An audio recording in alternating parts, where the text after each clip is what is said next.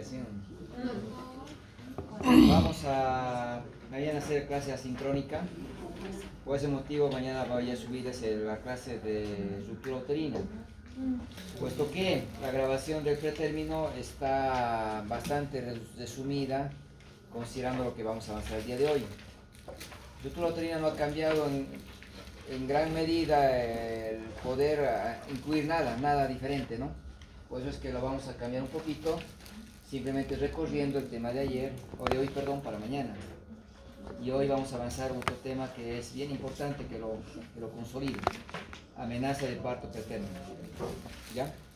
Esa es la razón por la cual estoy cambiando el orden del tema que era ruptura uterina.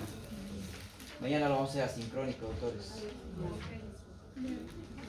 ¿Qué más? Esta semana que viene están en exámenes, ¿no? El lunes les toca examen de pediatría. Aquí es su examen de pediatría 6, ¿no? Y el jueves tienen examen de nutrición. ¿no? Bien, vamos a ver. Probablemente el viernes podamos hacer asincrónico para que estudien, ¿no? Ahí es bueno. Vamos a coordinar por WhatsApp, ¿no? Para que tengan tiempo de estudiar. Bueno, de todas maneras, sí, efectivamente, luego nos toca el siguiente lunes ya gineco, ¿no? Hasta donde avancemos el viernes previo al examen vamos a contemplar en la evaluación. Por tanto es bastante temario, ¿no? Bastante temario. Sí, doctor. Eso no se podría hacer a segundo parcial, ¿no? Ese tema. El segundo parcial tiene también otro montón. Entonces vamos a tratar siempre de que poquito alivianemos con algunas clases sincrónicas, lógico, pero hay que ir avanzando, ¿ya?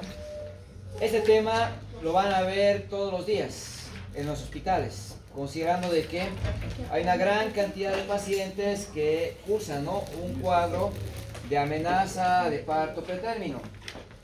Ahora, es importante recordar, ¿no?, que hay algunos tips que nos tienen que ayudar, primero, a diagnosticar el cuadro, y segundo, para direccionar, porque no se aplican todas las medidas en todas las pacientes, para empezar. Por eso la importancia de poder hacer, ¿no?, énfasis en algunos aspectos que vamos a enfocar en esta clase, ¿no? Primero, el diagnóstico. No es lo mismo amenaza de parto pretérmino que trabajo de parto pretérmino. Y es un pilar fundamental a la hora, ¿no es cierto?, de poder establecer primero el diagnóstico para direccionar la conducta. Considerando que cuando nos referimos a una amenaza de parto pretérmino, tenemos que reunir tres criterios, o como comúnmente los escuchamos, ¿no?, tres pilares. Nos hablan de tres pilares. Ya, uno, la edad gestacional. Dos, ¿no?, la dinámica uterina. Y tres, los cambios del cervix. Considerando que, para referirnos a un pretérmino, si bien la OMS nos define el pretérmino, ¿no?, como el embarazo, pues, que está cursando antes de cumplir las 37 semanas, pero queda un poco sesgado. ¿En qué sentido? De que al decir menos de 37 semanas, incluyen los embarazos también de 18 semanas, de 16, que no podemos enmarcarlos dentro del diagnóstico de un pretérmino, ¿no?, sino más bien del aborto, por ejemplo. Razón por la cual, cuando hablamos de edad gestacional, tiene que quedar bien establecido, ¿no? Embarazo desde 22 semanas cumplidas hasta las 36 semanas con 6 días. Así le falte un día, sigue siendo pretérmino, ¿no? Mañana dejará de ser pretérmino y será un embarazo de 37 semanas. Pero hoy, que tiene 36 semanas con 6 días, todavía lo voy a enmarcar dentro de este grupo. Entonces, primero la edad gestacional, 22 cumplidas hasta 36 semanas con 6 días. Pero también tiene que tener dinámica uterina, tiene que haber contracciones. Y eso lo tenemos que, ¿no es cierto?, registrar.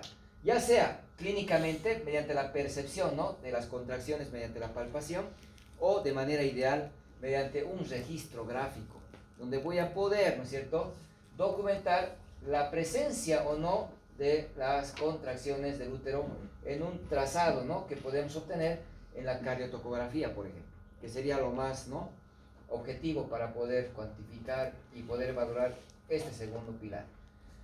El tercer pilar son los cambios cervicales.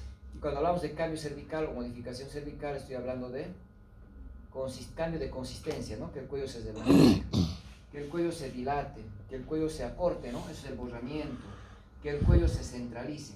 Recordando que el cuello normalmente es posterior, pero tiene que sufrir esos cambios que pasan, ¿no? Cuando el cuello madura, cuando, ¿no es cierto?, hay contracciones, vamos a encontrar estos cambios del cervix. Por tanto, hay que valorar el cuello, ¿no?, el cuello uterino, en lo que hemos mencionado.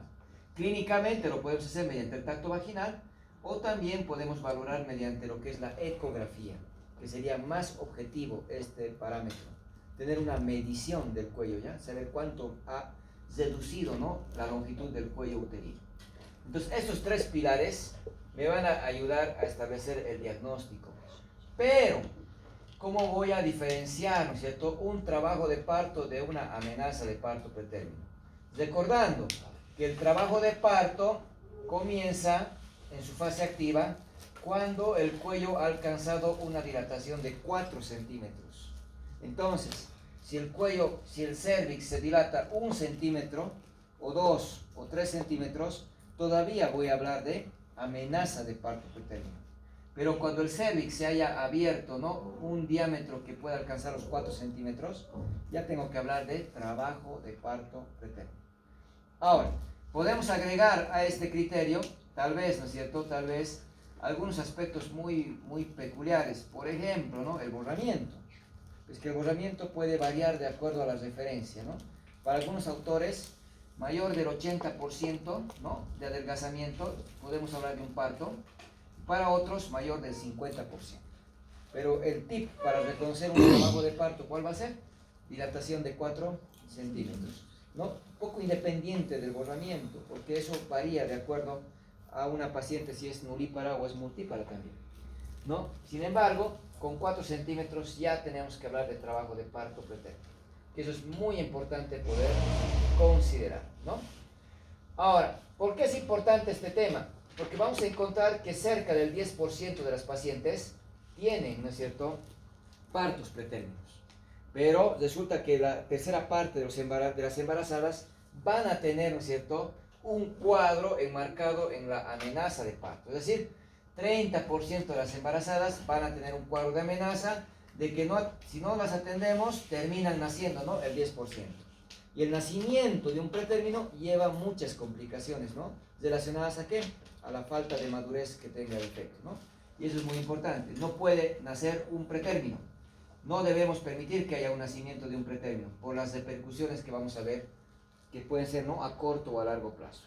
Y bueno, y es por eso, como vemos, ¿no es cierto?, un alto porcentaje de pacientes que cursan el cuadro de amenaza de parto pretérmino, en muchos, ¿no?, libros o autores lo van considerando incluso, ¿no?, como una verdadera endemia en realidad, no epidemia, endemia. Porque realmente esta problemática no solo la vivimos en nuestro país, sino en los diferentes países a nivel mundial. Hay muchos cuadros de amenaza de parto pretérmino. Lo enmarcan como un síndrome. Hablar de la amenaza de parto pretérmino actualmente se lo enmarca como un síndrome, caracterizado por dinámica uterina y cambios cervicales en un embarazo de 22 a 36 semanas. ¿Por qué síndrome? Porque tiene muchas causas que pueden desencadenar el cuadro. Hay mucha etiología, ¿no? Es plurietiológico, ¿no es cierto?, este cuadro. Razón por la cual actualmente se lo considera como una endemia, como también como un síndrome. Ahora, ¿qué edad del embarazo hemos considerado para hablar del pretérmino? 22 a 36.6. Como obstetras manejamos ese rango así, único, ¿ya? Para hablar de un parto, ¿no?, prematuro o pretérmino, así como se lo denomina, ¿no es cierto?, 22 a 36.6. Sin embargo, ¿no?, neonatología nos va recordando una clasificación, ¿no?, que ellos utilizan con bastante frecuencia en función de la edad del embarazo, subdividiendo al pretérmino, ¿cierto?, en 3 grupos. Y seguramente van a escuchar esta denominación, ¿no?, pretérmino extremo, por ejemplo, cuando es menos, ¿no?, de las 28 semanas. Pretérmino extremo, menos de las 28 semanas. Y el pretérmino tardío, aquel embarazo, ¿no?, de 34 semanas hasta las 36 semanas con 6 días. ¿Ya? Es el pretérmino tardío. 34 semanas cumplidas hasta las 36 semanas con 6 días. Y el moderado está en medio de los dos, por tanto va, ¿no es cierto?, desde las 28, perdón, hasta las 33 semanas, ¿no?, y 6 días para considerarse. Es una subdivisión. que habitualmente nosotros no la utilizamos, ¿no?, como obstetras, pero es importante considerar para el pronóstico también, ¿no?, del neonato, una vez que se produce su nacimiento. Ahora, un concepto que el Schwartz, ¿no?, incluso mantiene hasta la última edición, en la séptima, que es reciente, el término de parto inmaduro, que es un concepto bastante antiguo, ¿no?, que lo utilizábamos durante mucho tiempo. Actualmente no lo hacemos mención, ¿no?, en el sentido de que al hablar de un parto inmaduro, nos hace referencia, ¿no?, que el feto no tiene posibilidad, ¿no?, de alcanzar la madurez y por tanto de ser viable. Lo que antes se sostenía, ¿por qué? Porque a las 28 semanas se pensaba de que podía haber formación de surfactantes recién. Actualmente eso ha ido cambiando. Ya podemos considerar, ¿no?, a las 24 semanas la posibilidad de que haya surfactante en el pulmón de un feto, porque ya se han encontrado neumocitos tipo 2 en los alvéolos de un feto, por lo cual el término de inmadurez ya no aplica, ¿no?, hasta antes de 28, puesto que hay fetos que pueden vivir ya a partir de 24 semanas incluso.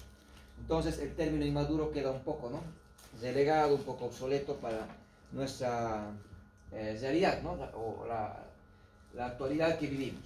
Sin embargo, todavía persiste el concepto ya de inmadurez, de 22 semanas cumplidas hasta las 27.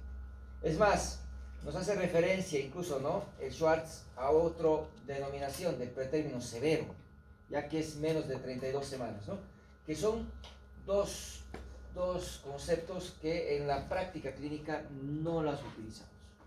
Ya, simplemente para hablar de un pretérmino de 22 hasta 36.6 desde el punto de vista obstétrico. Ya considerando la clasificación de neonatología, vamos a considerar pretérmino extremo, pretérmino un cierto tardío y el pretérmino moderado, de acuerdo, ¿no?, a los parámetros que hemos ido mencionando. Y bueno, entonces, tengo un cuadro de amenaza de parto pretérmino. No tengo que dejar que nazca, porque las complicaciones, ¿no es cierto?, son severas para el niño. Y eso es muy importante. Se constituye, ¿no?, una causa importante de muerte perinatal, se constituye una causa importante de complicaciones, ¿no?, alrededor del nacimiento, ¿ya? Por tanto, tiene una elevada morbimortalidad, ¿no?, del neonato, ¿ya? Y eso es muy importante. No debemos terminar con el nacimiento de un pretérmino. Decíamos, es un síndrome, porque es plurietiológico, tiene muchas causas, ¿no es cierto?, que la van a desencadenar. Si bien algunos autores, como estamos viendo, ¿no?, aquí en lo que representa el Clínic de Barcelona, ¿no?, que maneja muy bien el tema de medicina materno-fetal, nos hace, ¿no?, una división de las causas en 3 grupos, como podemos observar. Si bien nos dice, ¿no?, hay muchos factores que están involucrados, ¿no?, en el desencadenamiento de un parto pretérmino, lo va a agrupar en 3 principales. Uno, donde hay una sobredistensión del útero. Y si hay una sobredistensión del útero, explica, ¿no?, cómo es que los embarazos gemelares, por ejemplo, generalmente terminan con el nacimiento de pretérmino. Porque al albergar 2 bebés el útero se extiende demasiado y desencadena contracciones. Lo mismo se observa en el polidramnios, en el feto macrosómico, donde esa sobredistensión puede desencadenar contracciones uterinas y terminar con el nacimiento de un pretérmino, ¿no? Otro aspecto que va relacionando, ¿no es cierto?, es el hecho, ¿no?, de que haya un proceso inflamatorio, ¿ya?, o infeccioso. Y esta es la principal causa. ¿Se acuerdan cuando se aborda el aspecto del aborto? Se dice, ¿no?, la primera causa es genética, es cromosómica, ¿ya? Y luego vienen las otras, ¿no? En el pretérmino, la principal causa es la infección. ¿Ya? ¿Por qué? Porque cualquier proceso infeccioso va a liberar prostaglandinas, sea cual fuera el foco de infección, sea una infección urinaria, que es lo más común que se observa en una embarazada. En la embarazada se ve con mucha frecuencia la infección de orina, no solamente por el hecho de que al ser mujer tiene, ¿no?, anatomía que le predispone, uretra corta, proximidad con la región perianal, el hecho, ¿no es cierto?, de los espermicidas o las mismas relaciones sexuales que van provocando microlesiones y que favorecen a la colonización de bacterias, ¿no?, y que predispongan a la infección urinaria, sino que el embarazo en sí cambia el pH de la orina, lo vuelve más alcalino y eso favorece a que las bacterias puedan proliferar. Comprime el útero la vejiga, lo que hace que la vejiga no se vacíe de manera completa.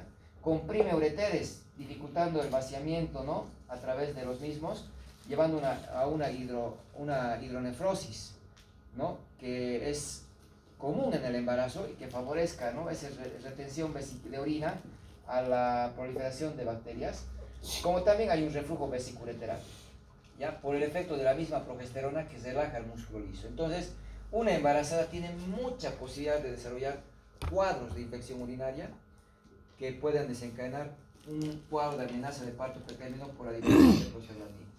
Como cualquier cuadro que lleve flujo, por ejemplo, cualquier infección genital, tricomoniasis, la clamidia, la candidiasis, la vaginosis bacteriana, ¿no? Están asociadas al pretérmino.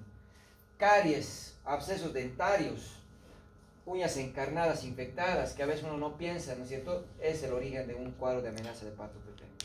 Hasta aquellos cuadros de mayor gravedad, como la colecistitis, la apendicitis, que también se puede manifestar. Entonces, cualquier proceso infeccioso, ¿no? Cualquier proceso infeccioso. Pero también aquí nos menciona un cuadro que pasa desapercibido por nosotros, ya lo que es, ¿no? La inflamación y la infección de la cavidad amniótica, en lo que viene a ser, ¿no? La corioamnionitis,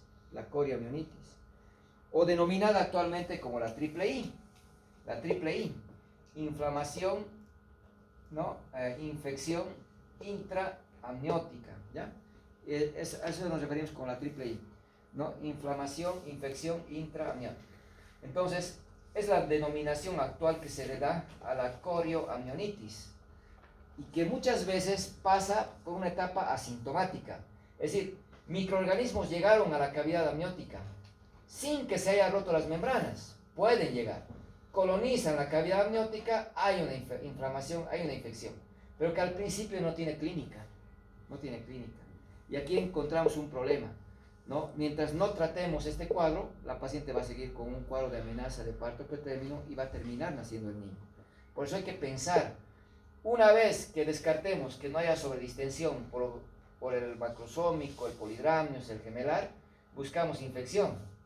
Es más, primero debíamos buscar infección, ¿no? Con el TORCH, con el hemograma, con el cultivo de orina, con el general de orina, con la tinción de grasa, habría que buscar infección. De no encontrarse una infección evidente, ¿cierto? Hay que sospechar en este cuadro, ¿ya? La inflamación e infección intramniótica subclínica. Y eso hace que hoy en día deberíamos, ¿no? Orientar que toda amenaza de parto pretérmino debería realizarse, ¿no? Amniocentesis, punción, y obtener líquido amniótico. Y estudiar el líquido amniótico para saber, ¿no es cierto?, qué germen está colonizando y dar el tratamiento, ¿no? Sin embargo, pues ese estudio es un poco limitado, ¿no? En Cochabamba ya han iniciado a hacer amniocentesis en el tercer nivel.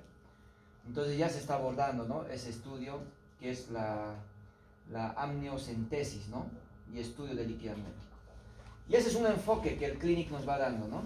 Como también podríamos considerar que una tercera parte de los pretérminos van a nacer por indicación médica, porque aquí hay una causa que me obliga a terminar el embarazo. Por ejemplo, ya hemos visto, ¿no? La placenta previa. Imagínense que llega a la emergencia una paciente de 30 semanas con placenta previa oclusiva total.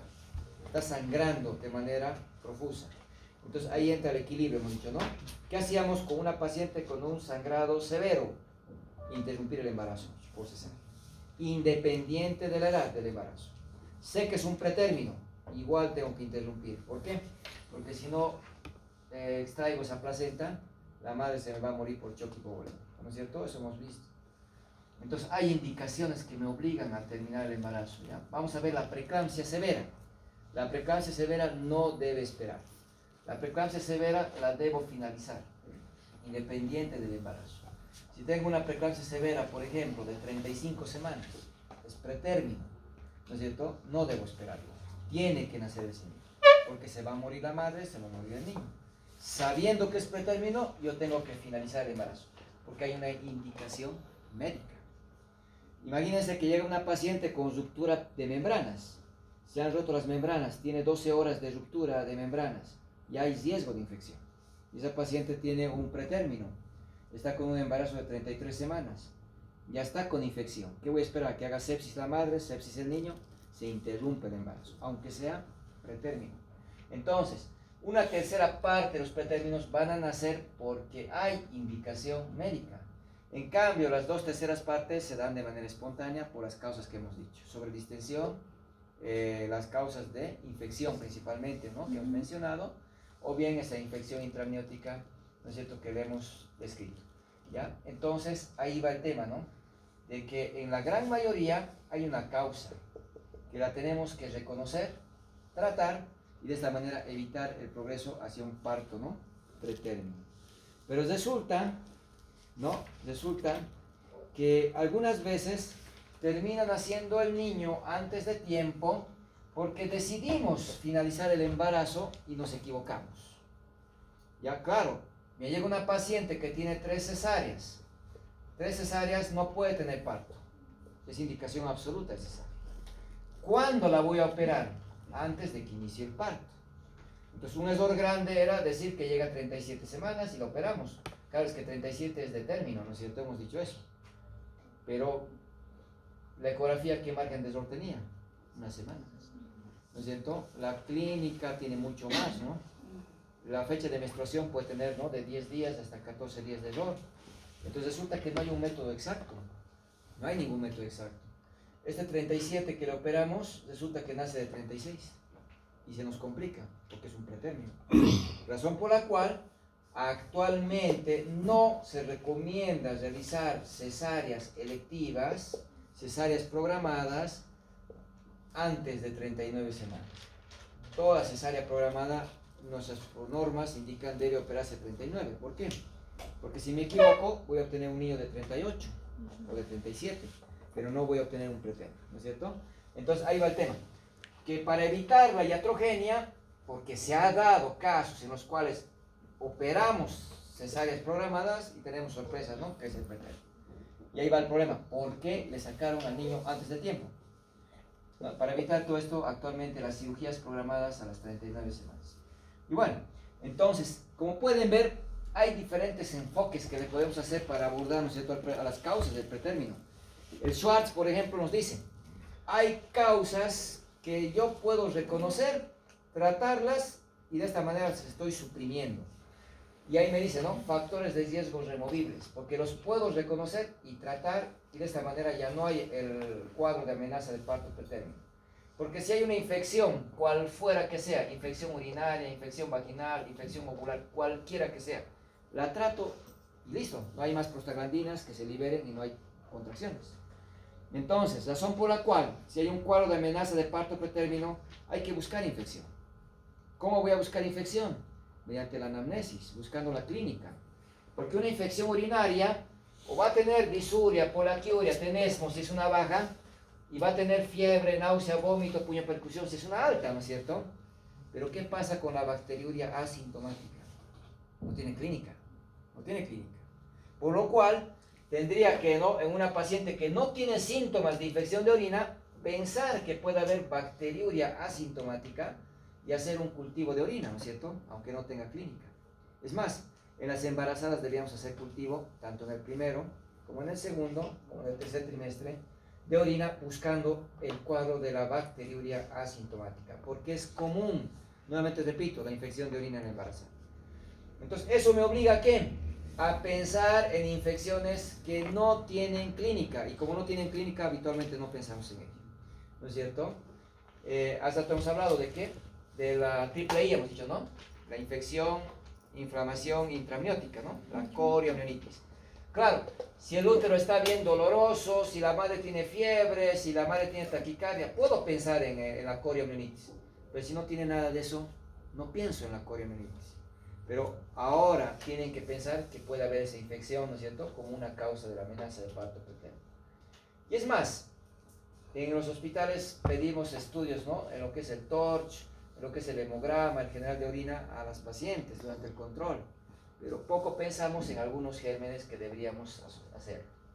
El estreptococo del grupo B es causa importante de partos pretérminos.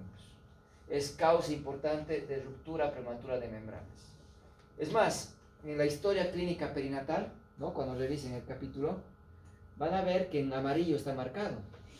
Y dice, ¿no?, estreptococo del grupo B. ¿A cuántas semanas nos recomienda hacer la búsqueda en el control prenatal? 35 a 37 7 semanas. O sea, casi al final nos hizo, busque al septococo, porque es causa de ruptura prematura de membranas con bastante frecuencia. Y para eso tendríamos que hacer, ¿no es cierto?, un hisopado vaginal, un hisopado de la región anal, mandar, ¿no es cierto?, en un medio de transporte especial y que lo hagan en el cultivo, ¿no? Y habitualmente no lo hacemos, aunque está en el CLAP, ¿no? En la historia clínica perinatal está, que deberíamos hacerles a todas las embarazadas la búsqueda del septococo del grupo B. Ya, otro, el estrés, el esfuerzo físico, está relacionado al aumento de liberación de la adrenalina y la noradrenalina, descarga simpática. Y estos adrenérgicos tienen un efecto favoreciendo la liberación de calcio del retículo sarcoplásmico, favorecen la contracción del útero. Razón por la cual vamos a ver que se indica el reposo, para suprimir justamente el esfuerzo, ¿no es cierto?, que la paciente está sometida. El reposo relativo, lo vamos a mencionar más adelante, es un pilar en el manejo, ¿ya? Para suprimir y evitar contracciones de esta manera. Entonces, no hacer cesáreas programadas y bueno. Entonces, hay factores que los podemos reconocer. ¿Qué es la incompetencia ítmico-cervical? La incapacidad del cuello uterino de mantenerse cerrado. El cuello uterino se abre, se dilata, sin que haya contracciones. Lo que hace que como se abre el cuello, se elimina el embarazo, ¿ya? En bloque. El saco, la placenta y al bebé se lo expulsan, ¿no es cierto?, así, en bloque, sin que haya contracciones. Y eso es una condición rara cuando hay lesión del cuello. Pero, ¿por qué lo menciono? Porque cuando hay una incompetencia del cervix, ¿no es cierto?, del cuello, la conducta es, pues, colocar puntos en el cuello, una especie de jareta, de tal manera que con un hilo especial, que es el mersileno, ¿no es cierto?, le demos vueltas al cuello y lo ajustemos y se lo anude para que el cuello no se abra. Por tanto, si hay una incompetencia ísmico-cervical y la reconozco, estoy obligado a hacer el cerclaje, porque si no hago el cerclaje, va a terminar perdiendo igual este embarazo, ¿ya? Entonces, razón por la cual estas causas o factores que están identificados en esta diapositiva, las puedo reconocer, las voy a tratar y de esta manera evito que progrese a un parto pretérmino, ¿ya? Entonces, si se dan cuenta, las infecciones ocupan un primer lugar en cuanto a la causa. Y estos son los microorganismos que se han reconocido en una amniocentesis que se ha realizado, ¿no?, en varios pacientes y donde se encuentran muchos gérmenes, ¿ya?, de los cuales, si se acuerdan, hemos hablado del estreptococo del grupo B, ¿ya? Pero no es el único. Ahí está ureaplasma urealyticum también, está micoplasma, que son microorganismos que no los pensamos. Ureaplasma, micoplasma y el estreptococo son los principales agentes reconocidos en el líquido amniótico en pacientes, ¿no?, con amenaza de parto pretérmino. Razón por la cual se debe pensar en estos agentes, ¿no?, en una paciente que está con un cuadro de amenaza de parto pretérmino. Cualquier infección va a terminar, ¿no es cierto?, actuando en las membranas, ¿no?, liberando, ¿qué cosa? Las prostaglandinas, gracias a la ciclooxigenasa que actúa, ¿no?, sobre el ácido araquidónico, y las prostaglandinas terminan provocando contracciones, ¿ya? Y esa es la razón por la cual toda infección debe ser reconocida y debe ser tratada, ¿ya?, para evitar contracciones. Mientras haya infección, va a seguir liberando prostaglandinas y el cuadro va a seguir, ¿no? Y bueno, hay factores de riesgo que los puedo reconocer, pero no los puedo suprimir, no los puedo ya evitar, porque ya están presentes, pero sí los puedo controlar. Me explico. Si ya tengo un embarazo doble, y hay un embarazo gemelar, ya no puedo hacer nada, ya son 2 bebés. Eso me va a distender el abdomen, eso me va a llevar a un cuadro de amenaza de parto pretérmino. No puedo evitar que haya una sobredistensión porque son 2 bebés. Lo que tengo que hacer es un control estricto nomás, ¿no es cierto?, con alto riesgo obstétrico y hacer el manejo correspondiente. Pero ya no puedo suprimir, ¿no es cierto?, yo no puedo actuar eliminando uno de los bebés para que el abdomen no se sobredistienda, ¿no es cierto? Entonces, no puedo evitar, ya está presente. La paciente se embarazó adolescente, ya no lo puedo cambiar. La paciente tiene más de 35 años, ya no lo puedo cambiar, ya se embarazó con una edad que es de riesgo, ¿no es cierto? Y lo que me toca es hacer un control más estricto. ¿no? La paciente tiene miomas, ya no puedo hacer nada. Antes del embarazo podía haber hecho la miomectomía para evitar que haya un cuadro de amenaza de parto pretérmino, ahora ya no puedo, ¿no es cierto? Entonces resulta que la paciente se embarazó muy rápido, su niño tiene 4 meses, vuelve embarazada, periodo intergenésico corto, eso ya no lo puedo cambiar, ya tiene riesgo. Entonces hay factores que van a estar presentes y que ya no los puedo cambiar, ya no los puedo modificar. ¿Qué me toca hacer? Monitorizar, hacer un control más estricto, ¿no es cierto? Y tratar de alargar el embarazo hasta que pueda llegar a ser viable, ¿no? Entonces eso, pero no cambio ese factor de riesgo, no lo puedo suprimir, como en el primer grupo. Y bueno, entonces, ¿cómo vamos a diagnosticar la amenaza de parto pretérmino? Hay los 3 pilares que hemos dicho: edad gestacional, dinámica uterina y cambios cervicales. La edad gestacional, de preferencia, calculemos por ecografía del primer trimestre. Si no tengo, lo hago por FUM. Si no tengo, en su defecto, por clínica, que es el peor método para calcular la edad del embarazo. Entonces, el siguiente pilar, la dinámica uterina, ¿no? Y la dinámica uterina, de preferencia, la vamos a controlar, ¿no? Con el cardiotocógrafo que me registre, o bien palpando el abdomen, ¿ya? Palpando el abdomen.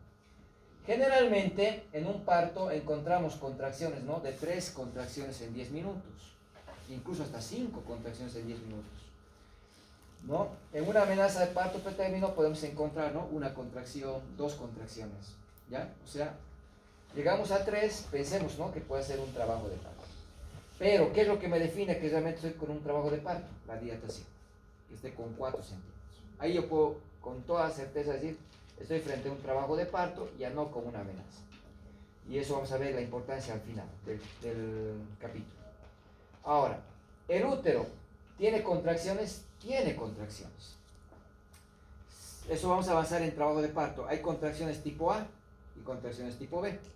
Las contracciones A son muy suaves, son muy débiles, son de poca intensidad, de poca duración, que no las sentimos. Colocando la mano en la barriga no sentimos, tendríamos que reconocer con electrodos, con sensores, ¿no? Para reconocerlas. Pero ¿cuál puedo reconocer entonces palpando? Las contracciones tipo B, que se llaman de Braxton-Hicks. Y las contracciones de Braxton-Hicks no alcanzan una intensidad como para provocar dolor en la paciente, pero sí alcanzan la intensidad para volver duro el abdomen. Por tanto, en el embarazo, en condiciones normales, tiene contracciones. ¿Qué tipo de contracciones? Las A y las B. ¿Cuáles puedo reconocer? Las de Braxton-Hicks. Y ahí va la importancia. Muchas pacientes sienten que el abdomen se les pone duro y vienen al hospital, alarmadas, pensando que se les está adelantando el parto.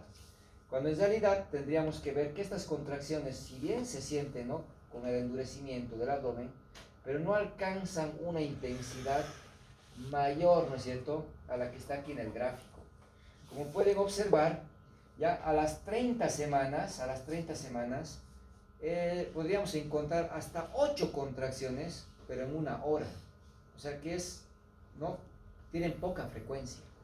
Podríamos controlar ya hasta 8 contracciones, ya hasta las 30 semanas. Después va aumentando, ¿no? Y a partir, ¿no?, de las 34 semanas, podemos encontrar 9 contracciones por hora hasta que llegue al término, ¿ya? Hasta que llegue al término, sin que represente ningún riesgo. Esto es lo normal. La barriguita de la embarazada se pone duro, ¿no es cierto? ¿Con qué frecuencia puede ponerse duro? Hasta 9 contracciones por hora a partir de 34 semanas. Porque antes de este periodo puede ser, ¿no es cierto?, desde una contracción hasta 8 por hora. ¿Por qué menciono esto? Porque hay, ¿no es cierto?, pacientes que vienen alarmadas al final del embarazo pensando que están con un trabajo de parto. Y eso es importante reconocer. Entonces, si yo controlo en 10 minutos y encuentro que hay una contracción, ¿no es cierto?, o 2 contracciones en ese periodo, vuelvo a controlar otros 10 minutos y encuentro que hay una contracción o 2 contracciones, eso no es normal. Está sobrepasando la frecuencia normal que estamos mencionando, ¿no es cierto? Por lo cual, para saber si hay dinámica uterina, ¿cuánto tiempo tendría que controlar? Durante un periodo de 10 minutos, ¿no es cierto? Porque si tiene una contracción en una hora, o 2, o 3, ¿no es cierto?, o hasta 9, no me preocupa. Pero si tiene 2 contracciones en 10 minutos, y vuelve a tener 2 en 10 minutos, y en los próximos 10 otros 2, eso no es normal. Porque son contracciones regulares, ¿no es cierto?, Y ahí piensen que estamos frente a un cuadro de amenaza de parto pretérmino. Razón por la cual es importante ahora hacer una buena anamnesis, un buen examen físico, ¿no es cierto? Y ahí vamos a corroborar realmente si estamos frente a un, ¿no?, verdadero cuadro de amenaza de parto pretérmino. Ya, esto lo vamos a ir desglosando, porque esto en realidad nos va esquematizando, ¿no?, qué tenemos que hacer, llevándonos a que es importante que diagnostiquemos la amenaza de parto pretérmino para evitar su nacimiento del niño antes de tiempo. Les decía, hay complicaciones. ¿Y cuáles son las complicaciones que nos preocupan? Siempre nos pensamos en el tema pulmonar. Decimos, no, los pulmones no están maduros. Claro, porque son las complicaciones inmediatas. Nace un pretérmino, lo que me va a preocupar de inicio es que no haya surfactante en los alvéolos.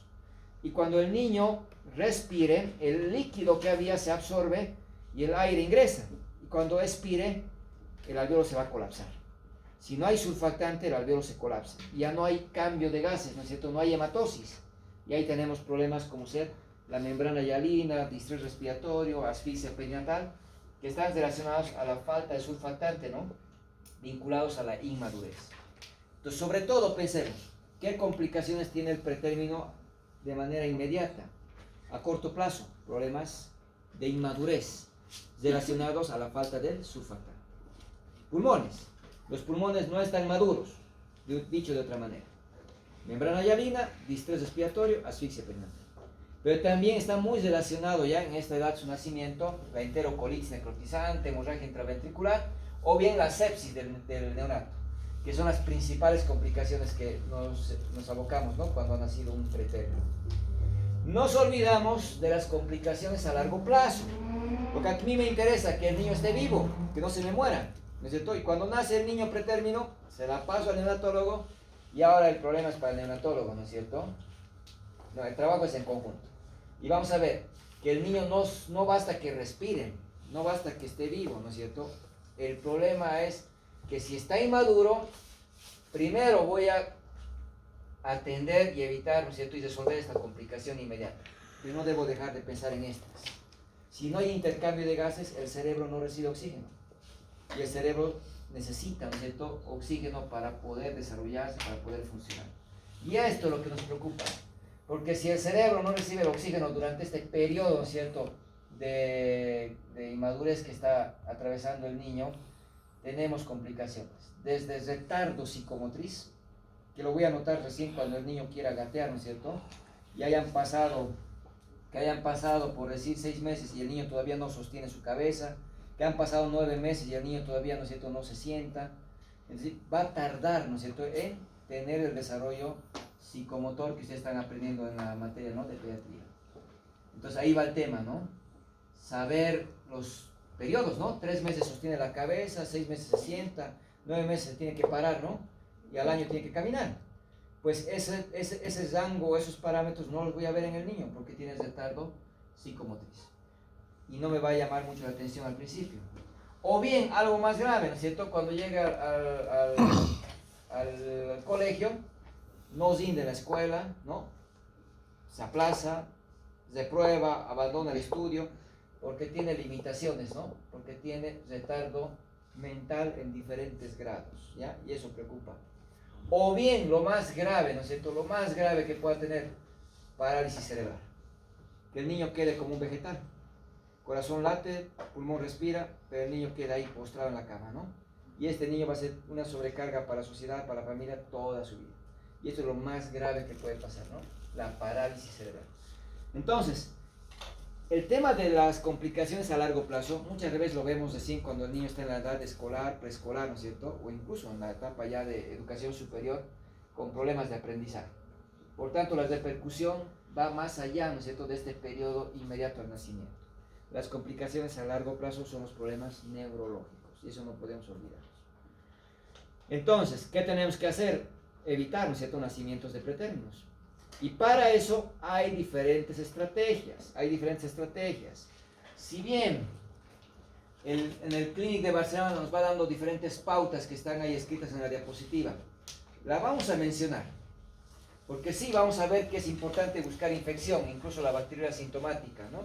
Buscar infección urinaria, infección genital, ¿no es cierto?, dar tratamiento a las infecciones, ver opciones, ¿no?, como la progesterona, el cerclaje, pero vamos a ordenar de una manera que sea más fácil de abarcar a todos los pacientes. Y para eso vamos buscando, a ver, primero, ¿se podrá predecir el riesgo de un parto pretérmino? Es decir, cuando hablo de predecir, es decir, adelantarme, ¿no es cierto?, a que la paciente pueda nacer antes de tiempo o no. Y para eso hay criterios, ¿ya? Hay marcadores clínicos, bioquímicos y ecográficos. ¿Ya? Clínicos. Por ejemplo, en la anamnesis vamos a encontrar algunos factores de alto riesgo para el pretérmino. Y uno de ellos es que haya tenido un parto pretérmino anterior. Si tengo una embarazada que su anterior niño nació pretérmino, de manera espontánea, no porque le operaron, tengan por seguro que otra vez se va a repetir el nacimiento del pretérmino. Por tanto, este es un grupo especial que hay que tener en cuenta. ¿Ya? Parto pretérmino, se van a decorar esto más adelante cuando vayamos viendo el tratamiento. Un factor de alto riesgo de pretérmino antecedente de un parto pretérmino anterior. Otro, tener un embarazo múltiple, embarazo gemelar. Es raro ver que el embarazo gemelar llegue a término. Por lo general nacen pretérminos. Por tanto, el hecho de que esté embarazada de 2 bebés, peor de 3 bebés, asuman de que van a ser pretérminos, ¿cierto?, hasta demostrar lo contrario. Si ha tenido, si tiene incompetencia ísmico-cervical, lo que decía, ¿no?, le han hecho el cerclaje, o tiene incompetencia, lo mismo, es una alta probabilidad de que vuelva a nacer este niño igual pretérmino. Entonces resulta que la clínica va orientada primero en los antecedentes y luego en el tacto vaginal. Y al hacer el tacto, vamos a sentir que el cuello está blando, que está centralizado, que está dilatado. Le vamos a dar puntaje, que esto lo vamos a tratar más adelante en post-término cuando hablemos del Bishop. El índice de Bishop es una escala, es un score que le damos cuando valoramos el cuello uterino ya en el tacto vaginal. Se le da puntos. Ya esto lo vamos a tocar más adelante. Simplemente, si el cuello está maduro, es decir, está reblandecido, está centralizado, está dilatado, está con borramiento, tiene alta posibilidad, ¿no es cierto?, de progresar a un parto pretérmino. Y eso es lo que valoramos. Anamnesis y examen físico que nos ayude, ¿no?, a presumir. Si tengo un cuello maduro, con un Bishop, ¿no es cierto?, igual o mayor a 5, que esos puntajes se da de acuerdo, ¿no?, a los cambios del cervix, vamos a pensar que tienes riesgo alto de pretérmino. Pero bueno, entonces, ¿a qué vamos a irnos para complementar los marcadores clínicos, a los bioquímicos? Lamentablemente en Bolivia no disponemos de los marcadores bioquímicos, pero en algún momento, en 2010 o 11, ¿no?, trajeron al tercer nivel y lo hicieron, lo aplicaron. Y pues seguramente de aquí a un tiempo pues ya lo dispondremos, ¿no? Y por eso hay que conocerla. ¿Y qué marcador bioquímico tenemos? La fibronectina. La fibronectina es una especie de cemento, ¿ya? Es una glicoproteína que está uniendo ¿a quién? A las membranas, a la decidua. Como podemos ver, la está uniendo. Entonces, normalmente esta fibronectina la podríamos encontrar, ¿no? Porque puede, ¿no?, encontrarse a través del canal vaginal, ¿no?, antes de 24 semanas, ¿ya? Antes de 24 semanas. Como también más cerca del nacimiento, ¿ya? Desde las 34 semanas podemos encontrar fibronectina. Pero no deberíamos encontrar entre 24 y 34 semanas. En ese periodo no debe encontrarse fibronectina en el canal vaginal. Por tanto, si a las 24 semanas le hacemos un examen especular, tomamos muestras del canal vaginal o del cervix y mandamos al laboratorio para que busque a fibronectina y la encuentre y me cuantifica mayor a 50 nanogramos, ¿ya? Mayor a 50 nanogramos, tengo alta probabilidad de nacimiento de un pretérmino, ¿ya? Alta probabilidad de nacimiento de un pretérmino. Y si no hubiera esa fibronectina, tendría que repetirla a las 28 semanas. Si no encuentro fibronectina, a las 32 semanas. ¿Ya? Esas son las edades que debería ser, 24, 28, 32 semanas. ¿Ya? Para poder, ¿qué?, predecir el nacimiento de un pretérmino, ¿no? Y si encuentro que está elevada, como es una población de riesgo, vamos a ver que hay que tomar acciones.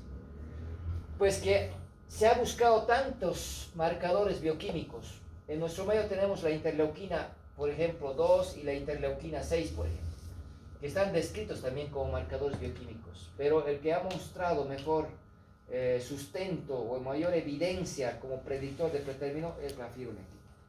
El resto queda, ¿no es cierto?, en estudios, no tiene esa sensibilidad, ¿no?, como la muestra la fibronectina en la predicción, ¿ya?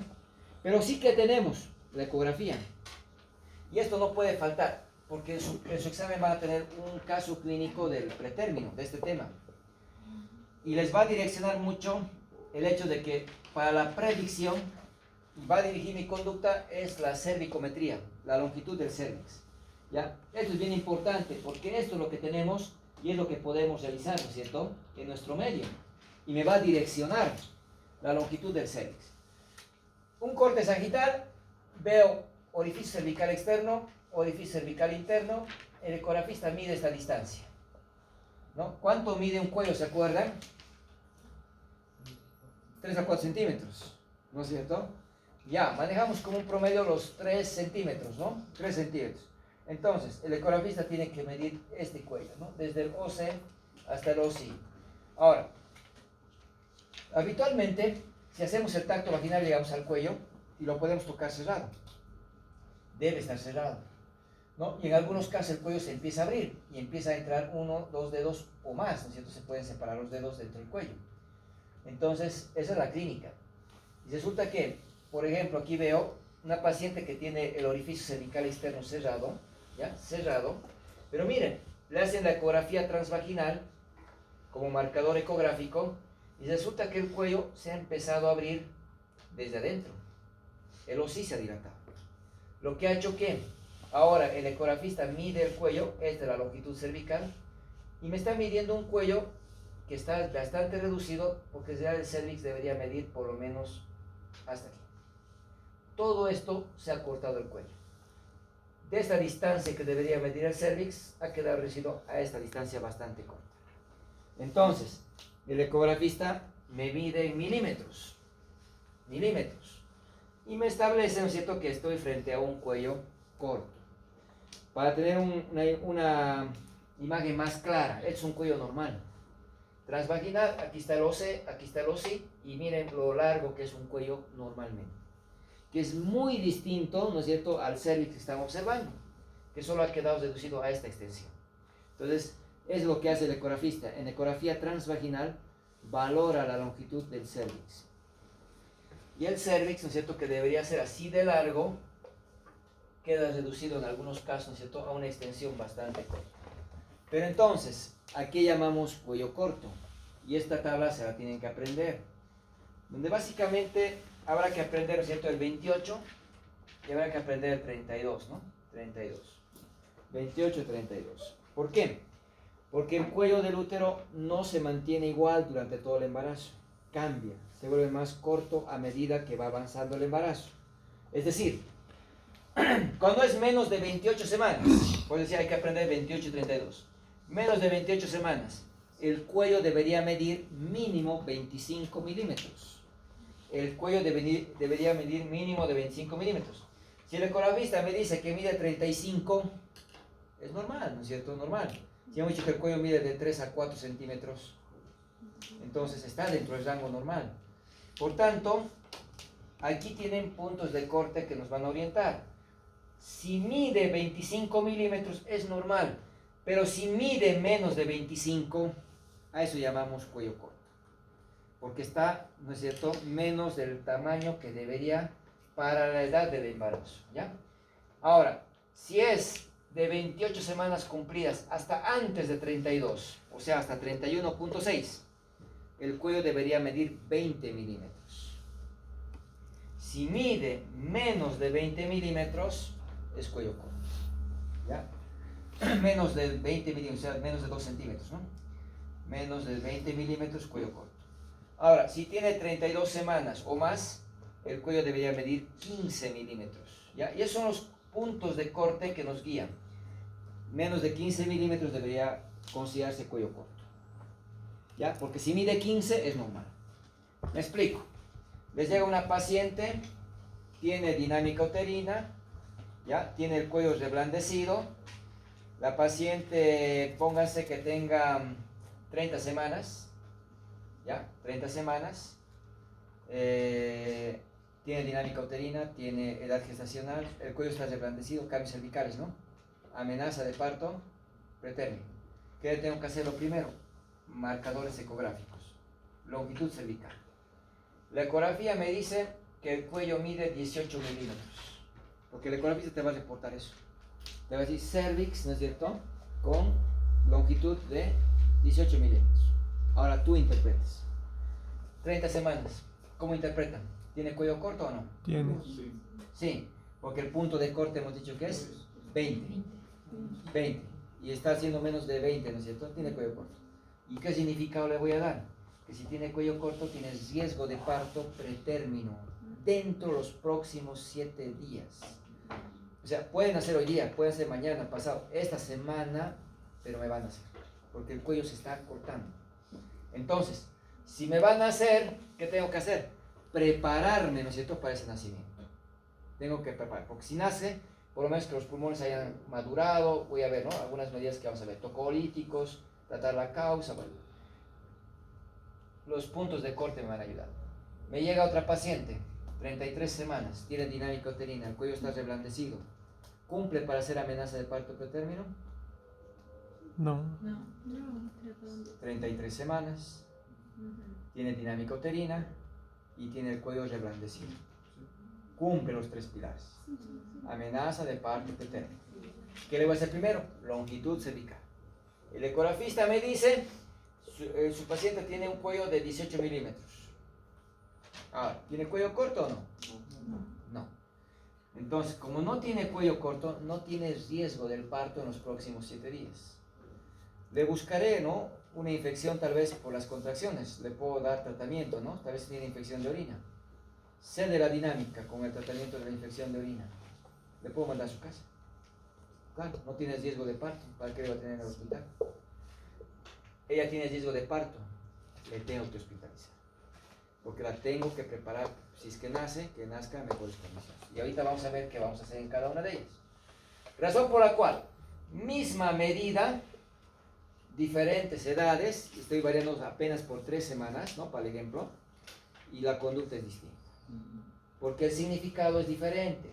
Razón por la cual esta tablita les va a ayudar a saber cuándo hablar de cuello corto y cuándo no, para poder orientar el tratamiento. El tratamiento actual de un pretérmino se basa en establecer si tiene cuello corto o no, ¿ya? Y eso va a definir qué voy a hacer con cada una de ellas. Entonces tenemos longitud cervical, en Bolivia sí hay ecografía, entonces podemos hacer. Todavía no tenemos elastografía. La elastografía es un estudio que está tratando de mostrarnos qué zonas, ¿no es cierto?, del cuello son más reblandecidas que el resto y tratar de establecer riesgo también, ¿no?, de pretérmino. Pero pues tenemos longitud cervical de momento, ¿no? Y ahí va el tema. Tratamiento. Habitualmente te hablan de 4 pilares. Para el manejo del pretérmino hay 4 pilares de tratamiento, pero no se aplican los 4 pilares a todas. Hay que saber a quién voy a aplicar y qué. Y eso es lo que se trata el día de hoy. Primero, aparte los 4 pilares, porque el primer pilar, maduración pulmonar. Segundo, la tocólisis o uteroinhibición. Tercer pilar, tratar una causa, ¿ya? Si hay una infección, trátenla. Si hay una incompetencia sexual, es decir, tratar la causa. Y el cuarto pilar, la neuroprotección. Son 4 pilares que te van a ayudar a tomar conducta. Pero vamos a ver que no a todos se aplica todo, ¿ya? Primero, antes de los 4 pilares, algo que vamos a indicar siempre a una amenaza de parto pretérmino, que es reposo. Reposo. Ahora, se hospitalice o no, le indicamos reposo, ¿no? ¿Y qué reposo estamos acostumbrados a utilizar? Reposo absoluto. Durante muchos años hemos utilizado el reposo absoluto. ¿Qué significa el reposo absoluto? Que la paciente esté recostada en su cama. Que no se levante, ¿no es cierto? Que no se levante ni para ir al baño, ni para comer. O sea, todo tiene que traerle, ¿no? Chata, tiene que traerle su alimentación, porque si camina, desencadena contracciones y está, ¿no?, el estrés que le lleva a más dinámica y puede aprovechar el parto, ¿no? Dicen reposo. Pero ¿cuál es el problema del reposo absoluto? Que la embarazada no puede estar en reposo absoluto, hemos dicho, ¿no? En el aborto, ¿se acuerdan? Por el riesgo de trombosis, ¿no? Trombosis. La embarazada ya está predispuesta para trombosis, porque tiene hipercoagulabilidad. Ahí entra la tríada de Virchow, ¿no es cierto? La tríada de Virchow, ¿para qué sirve? Para identificar trombosis. ¿Y qué involucra la tríada de Virchow? Hipercoagulabilidad. La embarazada tiene ya aumentados los factores de coagulación. Lo que se prepara para el nacimiento. Sale la placenta que coagule rápido los vasos para que no se desangren, ¿no? Entonces, ya tiene hipercoagulabilidad. Ya tiene un factor. Dice lesión endotelial, dice, ¿no? La embarazada tiene cambios en el endotelio. La activación del endotelio se lo llama lesión endotelial. Entonces ya tiene un segundo factor. Si tú le agregas el reposo absoluto, le estás agregando éstasis. Por tanto, le estás favoreciendo la trombosis, ¿no? Entonces ya no hay reposo absoluto ni en el aborto ni en el pretérmino, ¿ya? Prohibido. Reposo negativo. Y esto cambia lo que hemos manejado durante años, porque el reposo absoluto era nuestra primera medida, ¿ya? En nuestro protocolo, en las mismas NACs todavía menciona, ¿no? Menciona todavía. Y bueno, entonces, el reposo vamos a sacar, que sea reposo relativo, ¿no? Y luego vamos a los pilares que hemos mencionado. ¿Cuál es la primera medida, hemos dicho? Maduración del pulmón, ¿no es cierto? Maduración pulmonar. Hay muchos corticoides que ustedes pueden tomar en cuenta, ¿no? De acción inmediata, perdón, de acción rápida, de acción intermedia, acción no prolongada. En la embarazada vamos a utilizar dos, ¿ya? La betametasona y la dexametasona. Corticoides de acción prolongada. Vamos a utilizar los únicos dos. Si bien el Schwartz habla de la hidrocortisona, el problema de la hidrocortisona es que es una macromolécula, no pasa a la placenta. Y si lo hace en muy poca cantidad, por tanto no llega al feto como uno quisiera. Los que atraviesan con mayor facilidad, la betametasona y la dexametasona. Esas dos son las alternativas que tenemos. La prednisona, metilprednisolona, se degrada en la placenta, ni siquiera pasa al feto. Entonces las que vamos a utilizar son esas dos, ¿ya? Ahora, ¿qué nos preocupa usar corticoides? Me va a decir, puede aumentar el riesgo de ¿qué? De que el corticoide inmunodeprime y la embarazada ya se inmunodeprimida. Se me va a complicar con infecciones. El corticoide actúa, ¿no es cierto?, en lo que es la presión arterial. Me tiende a elevar ligeramente la presión arterial. Pero resulta que la betametasona ni la dexa son de riesgo. ¿Por qué? Porque tienen una baja acción mineralocorticoide, ¿ya? Y inmunosupresora. Por tanto, no le va a inmunodeprimir a la paciente y tampoco le va a subir la presión. Entonces, alternativas: betametasona y dexametasona. Primera línea, betametasona. 12 miligramos intramuscular cada día por 2 días. Vienen ampollas de 4 miligramos. Por tanto, necesito 3 ampollas para hoy día y 3 para mañana. 2 dosis. Esto es un ciclo. Si no tengo betametasona, recién la dexa, ¿ya? La primera línea siempre maneja en betametasona. 6 miligramos intramuscular cada 12 horas. 2 días igual, ¿no? O sea, estamos juntando igual 12 por día. 6 miligramos cada 12 horas por 2 días, ¿ya? Similar su esquema, muy similar. Ahora, ¿qué es importante recordar? Solo un ciclo debe recibir la embarazada. Ya en mi época, cuando yo estaba, ¿no?, en formación, les dábamos corticoides. 12 miligramos cada 12 horas. Miren, no ha cambiado desde el 2004 hasta ahora, tanto tiempo el mismo esquema. 12 miligramos intramuscular cada día, 2 dosis. Pero ¿qué hacíamos? Le dábamos cada semana hasta que cumpla 36. Y ahí está el problema. El corticoide no se puede dar varias veces. La embarazada debe recibir un solo ciclo. Un solo ciclo. Porque recibe más ciclos, le hace más efecto adverso al feto que beneficio, ¿ya? Y es más, dábamos de 24 a 34 semanas. ¿Por qué desde 24? Porque 24 semanas, ya hemos dicho que hay neumocitos tipo 2. Y hay quien produzca surfactante. ¿Ya? Y usábamos 34 semanas, porque decíamos 34 ya hay surfactante, ya no es necesario. No hay garantías con un embarazo de 34 que tenga surfactante. Actualmente se recomienda dar hasta 36 semanas con 6 días. Actualmente de 24 a 36.6, ¿ya? Entonces, antes de ser de término, ¿no?, podemos dar todavía corticoides, siempre y cuando no haya recibido antes corticoides. Solo se da un ciclo, ¿ya? Un ciclo de 2 dosis. La hidrocortisona, solo para mencionarla, ¿no?, macromolécula, que no tiene el efecto que uno pensaba. ¿Por qué? Como la administramos endovenosa, me va a llevar una maduración rápida. No es así. Primero, que las macromoléculas no pasan, no llegan a la placenta. Y segundo, el corticoide no actúa inmediato. El corticoide, primero que tarda en actuar unas 6 horas para que empiece a haber efecto. Segundo, el efecto va subiendo y alcanza el efecto máximo a los 2 días. Recién voy a ver el efecto del corticoide a los 2 días de manera óptima. Y el efecto del corticoide dura 7 días. Después de 7 días ya no hay corticoide que actúe. Razón por la cual, aunque la administres por vía endovenosa, no vas a alcanzar ese nivel óptimo de manera inmediata. ¿Ya? Razón, si quiero que actúe el corticoide, ¿qué tengo que hacer? Que no nazca por los 2 días. ¿Y para eso qué tengo que dar? Tocolíticos, útero-inhibidores. Tiene que ir acompañado de tocolíticos para que no haya contracciones y el niño no nazca. Si yo le administro corticoide, betametasona ahora y me nace de aquí a 3 horas, poco o nada ha actuado el corticoide. Necesito poco o nada.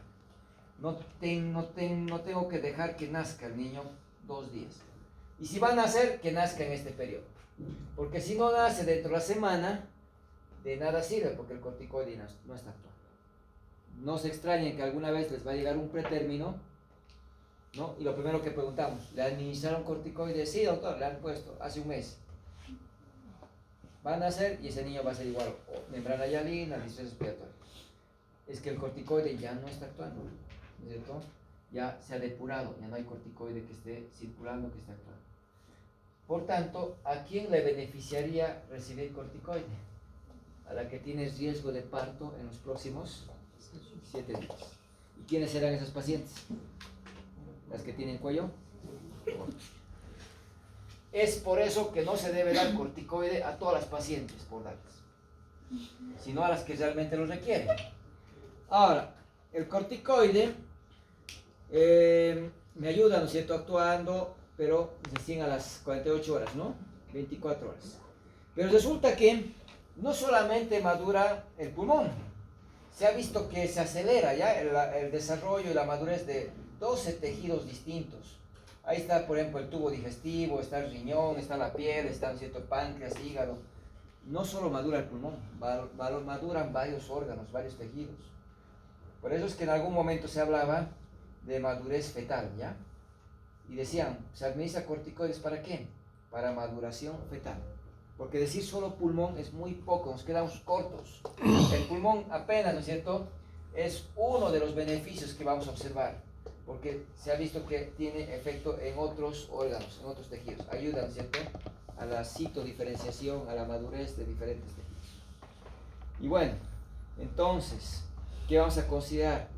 Debe administrarse solo, ¿no es cierto?, a las que tienen riesgo realmente del parto pretérmino.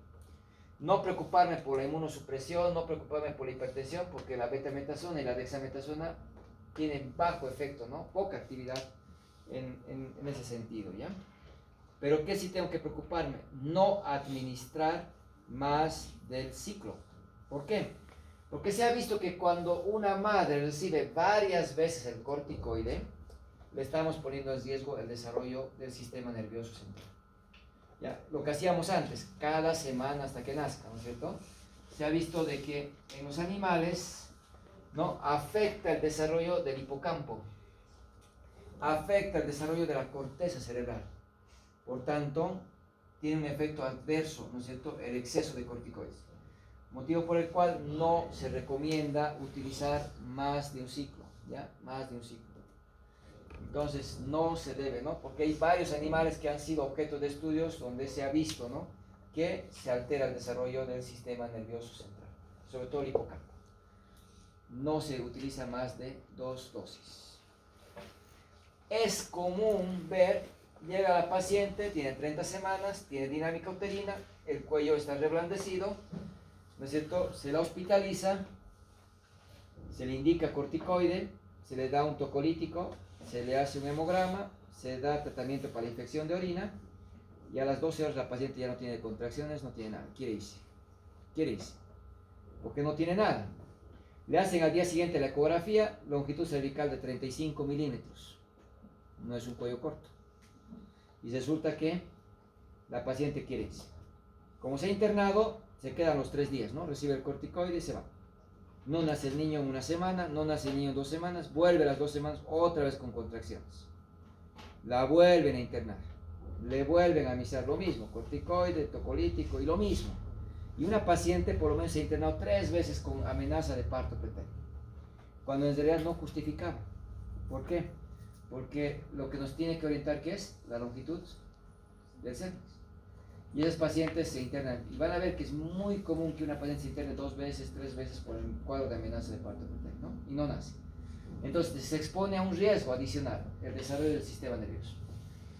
Bueno, como he indicado, maduración pulmonar tiene que ir acompañado de tocolítico o uteroinhibición. 3 indicaciones que están demostradas el beneficio del tocolítico o uteroinhibidor. Cuando la paciente está recibiendo corticoides para madurar pulmones, como quiero que maduren pulmones o madure el feto, como hemos dicho hace rato, voy a evitar que nazca 2 días, por eso necesita tocolíticos. Cuando la paciente tiene riesgo de parto en los próximos 7 días y requiere maduración fetal, tocolíticos. Cuando le quiero trasladar a neonatología, me explico. Estoy en un segundo nivel, tendría que atender pretérminos. Mi sala de neonatología está llena, no tengo espacio. Tengo un embarazo de 33 semanas, tengo un pretérmino que está naciendo, está con 7 de dilatación. 7 de dilatación. Estoy en Ibirgazama, estoy a 3 horas y media de Cochabamba. Entonces, 1, no tengo dónde recibir al niño. La mejor incubadora siempre va a ser el útero, siempre. Por tanto, la tengo que referir. Los pretérminos solo deben nacer donde hay neonatología, ya, solo ahí. Y como le tengo que trasladar a Cochabamba porque no tengo espacio en mi hospital, que es de segundo nivel, y tengo neonatología, pero no hay espacio, y va a tardar 3 horas y media en llegar al centro de referencia, y está con 7 de dilatación, me pueden hacer en el camino. Y como me pueden hacer en el camino, ¿qué le administro? Tocolítico. ¿Pero con qué finalidad? De que si el útero se relaja, si el útero no se contrae, ¿no es cierto? ¿A qué va a llevar? De que por lo menos aguante, ¿no? Que llegue al hospital. No estoy evitando el parto, ya está consciente, va a haber parto pretérmino. Pero por lo menos que no nazca en la ambulancia, que llegue al hospital de referencia y que nazca en un centro donde hay neonatología. Entonces para eso me sirve, ¿ya? Cuando hago maduración pulmonar, cuando tiene el cuello corto, o bien cuando lo tengo que trasladar para que llegue al centro de referencia. Ahí voy a usar tocolíticos, más nada más. ¿Qué tocolíticos tenemos? Hay varios. Lo que utilizamos en nuestro medio, primera línea, bloqueadores de canal de calcio. Nifedipino, ¿no? Nifedipino.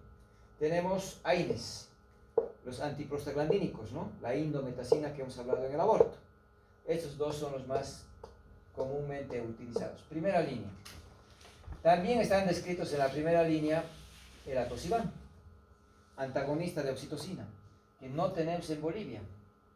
Está descrito los betamiméticos, los beta-adrenérgicos, citodrina, salbutamol, fenoterol, terbutalina, que los hemos utilizado durante mucho tiempo a estos fármacos, porque tienen mucho efecto secundario comparado con el nifedipino o la indometacina, razón por la cual no la utilizamos actualmente. Pero está descrito en muchos protocolos como primera línea. Por tanto, ahí nos toca elegir.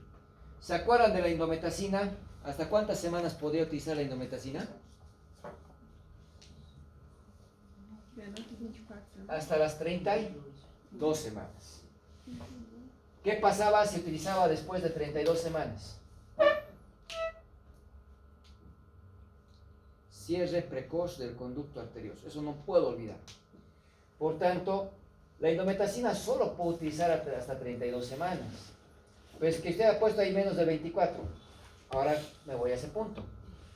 El nifedipino actúa de manera óptima a partir de las 24 semanas.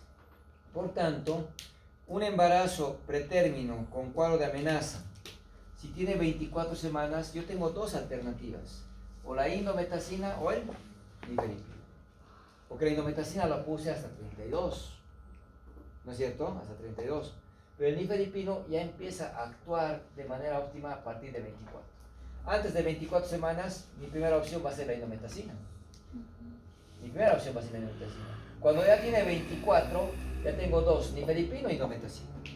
Llega a 33 semanas, ¿qué alternativa tengo? Nifedipino, porque no puedo usar indometacina, ¿no es cierto? Entonces, razón por la cual, a partir de 24 semanas, tomen como una muy buena alternativa el nifedipino, ¿no es cierto? Nifedipino. ¿Y qué es el nifedipino? Bloqueador de canal de calcio. ¿Qué es la indometacina? Antiprostaglandínico, ¿no? Es un AINE. Entonces, si no hay prostaglandinas, no hay contracciones, hemos dicho hace rato, ¿no? Razón por la cual la indometacina es muy buena opción. Lo que sí tengo que recordar que la tengo que administrar máximo hasta 32 semanas, porque después me provoca todo esto, ¿no? Que es lo que hemos dicho. Cierre precoz del conducto arterioso, que no pueden olvidarse. Me puede provocar hipertensión pulmonar, ese cierre precoz. Hemorragia intraventricular. Me puede provocar enterocolitis necrotizante. Me puede provocar insuficiencia renal transitoria en el feto, ¿ya? Lo que llevaría, ¿no?, a una oliguria también, a un oligohidramios. Entonces, todo este efecto a partir de 32 semanas. Para evitar todo eso, máximo 32, ¿no? ¿Cómo utilizamos?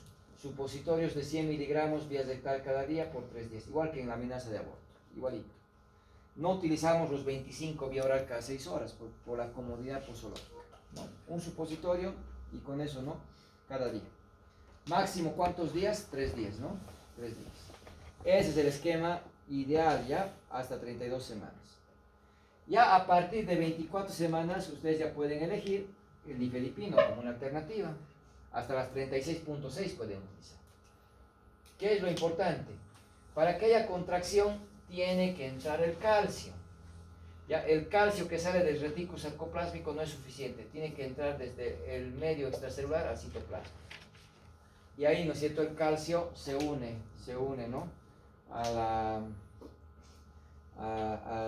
para formar, ¿no es cierto?, un complejo que me va a ayudar que la actina y la miosina se acoplen y haya un desplazamiento, ¿no?, de la fibra muscular lisa y haya contracción. ¿Ya? Y eso es importante, el calcio. Sin calcio no hay contracción. Si yo bloqueo la entrada del calcio, no hay contracción. Razón por la cual el nifedipino es una muy buena alternativa. Muy buena alternativa. El esquema que tenemos es este, ¿no? Dosis de ataque o impregnación y dosis de mantenimiento. Dosis de ataque, dosis respuesta.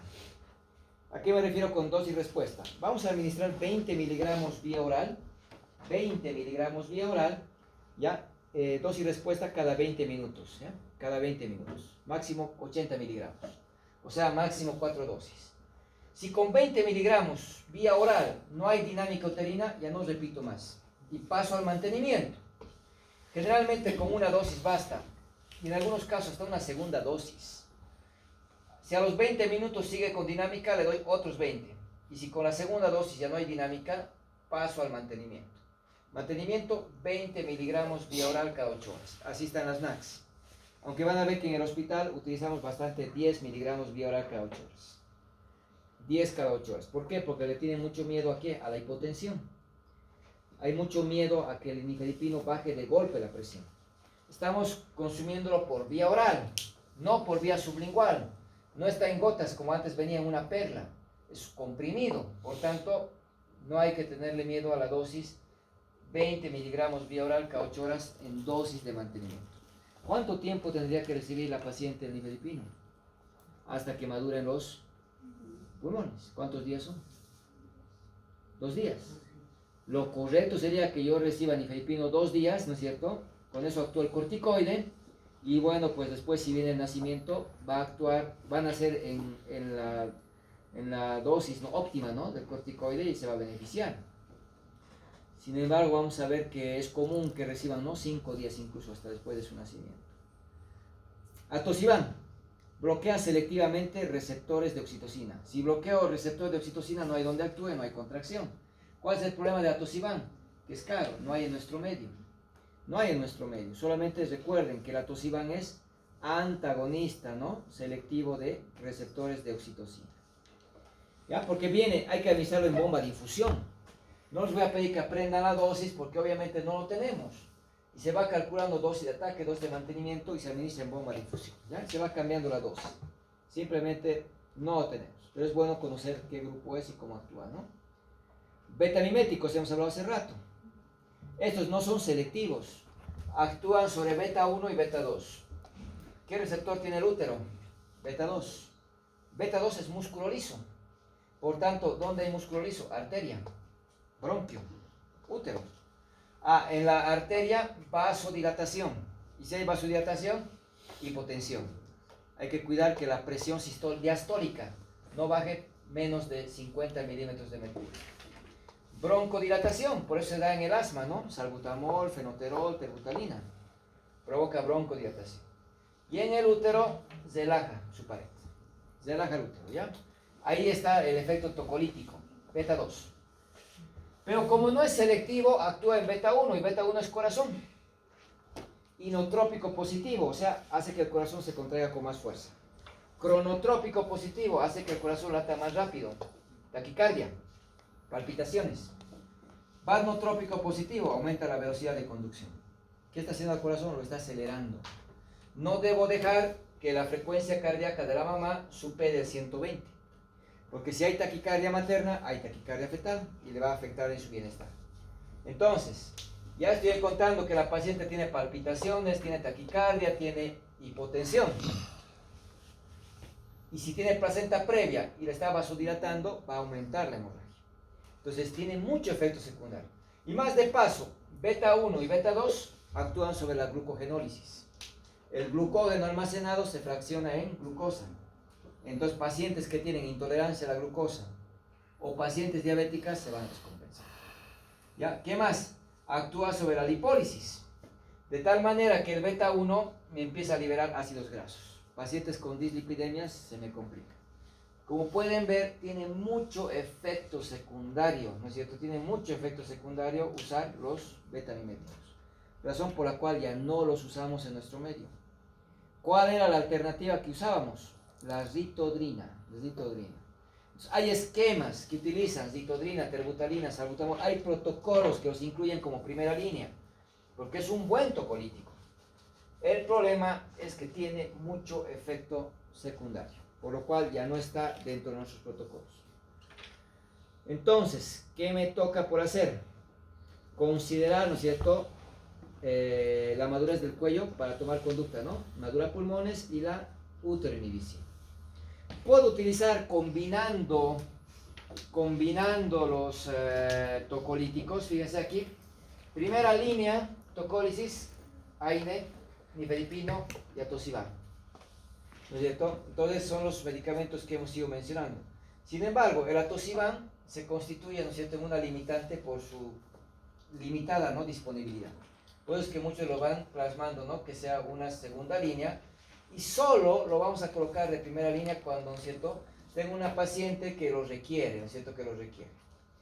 ¿Ya? Como es el caso de una paciente que no tiene riesgo cardiovascular, ¿no es cierto?, pero que está utilizando un antihipertensivo, ¿no?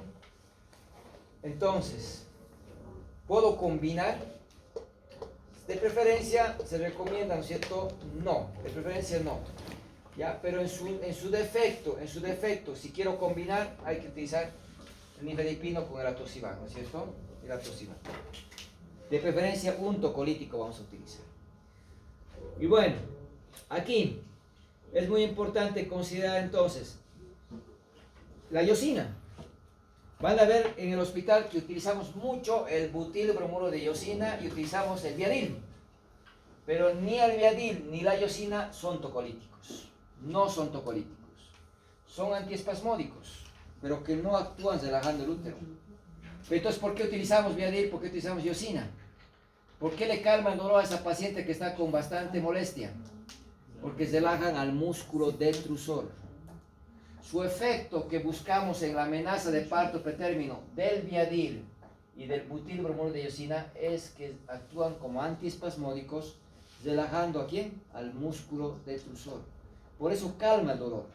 Si la paciente tiene amenaza de parto pretérmino, infección de orina, van a ver que sí le ayuda usar viadil y la iosina, pero no para relajar el útero, sino para relajar al músculo detrusor y calmar el dolor. Coadyuva el manejo, no es tocolítico. Progesterona, no es tocolítico. es que la progesterona la utilizamos a diestra y siniestra. Van a ver que se utiliza bastante en el hospital. Coadyuva el manejo. La progesterona viene en cápsulas blandas, ¿ya? De 200 miligramos o de 400. ¿Cómo vamos a administrar? Una cápsula blanda vía oral o vía vaginal cada día, ¿ya? Una vía oral o vaginal cada día. ¿Cuánto tiempo? Una semana. Una semana. ¿A quién le vamos a indicar? A la que tiene cuello corto. ¿Por qué? Porque la progesterona estabiliza el cuello alargándolo. Si tenía cuello corto, lo va a alargar, ¿ya? No es topolítico, no me está ayudando a relajar el útero, me está ayudando cuando tiene cuello corto. Entonces, ¿a quién le voy a dar progesterona? A la que tiene antecedente de un parto pretérmino anterior, porque tiene alta posibilidad, a la que tiene embarazo gemelar, porque tiene alta posibilidad, y a la que tiene cuello corto. Progesterona solo en estos 3 casos vamos a dar en el caso clínico que les toque manejar. No se da a todas, a diestra y siniestra. Tampoco el Viadil ni la iosina, salvo que tenga infección urinaria para relajar al detrusor. No le van a dar a todas las pacientes del caso clínico, sino a la que tiene hito. Kenzie-Gauer, ¿en qué consiste? Sobrehidratar a la paciente. Le vamos a administrar una carga de 400 ml a chorro, ¿ya? A chorro. Le canalizo ringe lactato o fisiológico y le voy a pasar 400 a chorro. ¿Qué le estoy haciendo con 400 ml? Le estoy administrando exceso de líquido. Ese exceso de líquido, ¿qué tengo que hacer? Eliminarlo orinando. Para orinar, bloquea a la antidiurética. Y como la antidiurética se almacena junto a la oxitocina, bloqueo a la oxitocina y bloqueo a la antidiurética. Por tanto, suprimo las contracciones. ¿Cuál es el problema? Si la paciente fuera cardiópata compensada, la voy a descompensar con estos 400. Si la paciente fuera preeclampsia severa y le meto esta carga, edema agudo del pulmón y la puedo matar. Por eso es que ya no se utiliza de rutina Henry-Gauer tampoco. Pero está descrito que se puede, ¿no? Entonces, la progesterona es una opción, ¿no es cierto? ¿A quién voy a administrar, hemos dicho? A la que tiene antecedente de parto pretérmino anterior, gemelar, cuello corto, más nada, ¿ya? Buscar la causa. ¿Cómo voy a buscar la causa? Hemograma, general de orina, tinción de Gram, cultivo de flujo vaginal, cultivo de orina. Le tengo que hacer amniocentesis. Hay que puncionar, ¿no es cierto?, el abdomen, obtener líquido y estudiar el líquido amniótico, ¿no es cierto?, para identificar esa triple I asintomática que hemos dicho, ¿no? Triple I asintomática.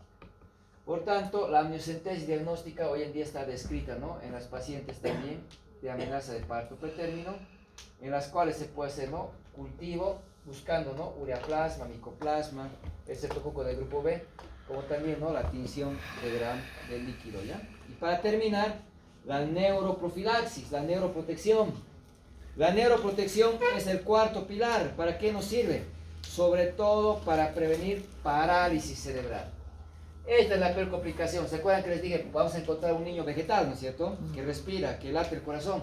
Pero esa es la expresión máxima, porque es un grupo variado, tiene muchas manifestaciones, ¿ya? Desde aquellos que afectan, ¿no?, la postura, la parte cognitiva, provocando desórdenes psicomotrices, ¿no es cierto? Entonces tiene una muy variada gama de compromiso. Lo más grave es que el niño quede como vegetal. Y por eso hay que evitar administrando sulfato de magnesio. No voy a todavía describir, porque en preeclampsia vamos a describir el magnesio. Simplemente vamos a recordar que el sulfato de magnesio debe recibir 4 gramos endovenoso dosis de ataque y 1 gramo por hora dosis de mantenimiento. ¿Hasta cuándo? Hasta que nazca el niño. Nace el niño pretérmino, le suspendo el magnesio, porque le estoy administrando para cuidar su cerebro, que es muy diferente de la preeclampsia. En la preeclampsia, igualito le voy a administrar 4 gramos de impregnación, 1 gramo por hora mantenimiento, pero hasta 24 horas de nacido el niño, porque ahí estoy cuidando que la madre no convulsione. Son objetivos totalmente diferentes. Aquí estoy protegiendo el cerebro. ¿Por qué? Se ha visto que el sulfato de magnesio, ¿cierto?, vasodilata las arterias cerebrales, ¿ya?, favoreciendo, ¿no es cierto?, de que pueda el niño, pues, seguir recibiendo el oxígeno. como también actúa con un efecto ya antioxidante, antiinflamatorio, y de esta manera ayuda a evitar esa parálisis cerebral que hemos mencionado. ¿Ya? Tiene propiedades antioxidantes, antiinflamatorias, como también actúa bloqueando el glutamato, ¿no es cierto?, como hemos mencionado. Es importante. ¿De qué semana a qué semana le van a administrar? De 24 hasta antes de 32, ¿ya? Hasta 31.6 semanas. No se da sulfato de magnesio como neuroprotección a todos los pretérminos, solo hasta antes de 32, 31.6. No confundir con la maduración pulmonar, que era de 24 a 36.6. Aquí es hasta 31.6. Otro, no voy a administrar a la amenaza de parto pretérmino. Trabajo de parto pretérmino, a ellos los voy a administrar. A la que tiene riesgo de parto en las próximas 6 a 12 horas. Si tengo una paciente que está con 7 de dilatación, ese niño va a nacer. El corticoide le va a beneficiar poco, muy poco, pero igual le tengo que administrar, si no ha recibido. Pero muy poco. ¿Qué le va a servir a ese niño? Sulfato de magnesio. Porque de que van a ser pretérmino, van a ser. ¿Está en trabajo de parto? Sí. Entonces, a las que tienen trabajo de parto, el sulfato de magnesio es la mejor medida que tiene que administrarse, ¿ya? Pero solo hasta 31.6 semanas. Entonces, el clinic nos va dando pautas, pero el resumen: 4 gramos dosis de ataque, 1 gramo por hora mantenimiento a las que tienen riesgo de parto dentro de las próximas 6 a 12 horas. O sea, a las que tienen trabajo de parto. No van a administrar sulfato de magnesio a la amenaza de parto pretérmino, ¿ya? Vamos a ver el sulfato de magnesio en detalle al hablar de preeclampsia, porque tiene efectos adversos que hay que monitorizar, que los vamos a ir desglosando cuando hablemos de preeclampsia, ¿no es cierto? Y bueno, desencadena el parto, con eso termino. ¿Qué tengo que hacer? Recibir el parto, ¿no es cierto? Pretérmino. Pero para la recomendación, no romper membranas. Las membranas protegen la cabeza es frágil, no hay que romperlas. Que estén de cúbito izquierdo, la voy a pasar con 7 de dilatación porque es pequeñito el bebé, no la voy a colocar en litotomía, simplemente la voy a pasar. Cuando esté coronando, voy a hacer la episiotomía. ¿Pero para qué episiotomía si es chiquitito el bebé? Para que haya menos trauma en la cabeza del niño y para que el expulsivo sea rápido. Entonces se debe hacer episiotomía en todo pretérmino, aunque sea multípara, que salga rápido el niño, que haya menos hipoxia, que haya menos trauma en la cabeza. No voy a usar forceps, no voy a usar ventosa, ¿no es cierto? No voy a romper membranas, que se rompan solitas en la tensión del parto. Y de esta manera, ¿no es cierto?, se debe atender el parto pretérmino, donde hay neonatología, ¿no? Bueno, hasta ahí vamos a concluir el tema.